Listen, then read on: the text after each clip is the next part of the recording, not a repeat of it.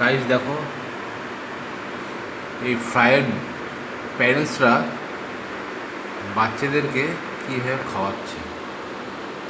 এটা ভালো take care করতে পারে নিজেদের বাচ্চাদের। এদেরকে আলাদা করে, ফ্রাইদেরকে আলাদা করে সরিয়ে রাখার কোনো দরকার নেই, বা প্যারেন্টসকে আলাদা করে সরিয়ে রাখার দরকার নেই। প্যারেন্টসরাই এদেরকে ভালো করে খাইয়ে দেবে। আপনার টাইম মতো খেতে দেবে। দিনে 3 বার খেতে দিতে হবে, 3 থেকে 2 বার। আমি মোস্টলি 3 বারই দিই। ওরা সেখান থেকে খাবারটাকে চুইং করে বাচ্চাদেরকে সেটা রিটার্ন করে দেয়। দেন বাচ্চারা সেই ছোটো ছোটো দানাগুলো খেতে শুরু করে।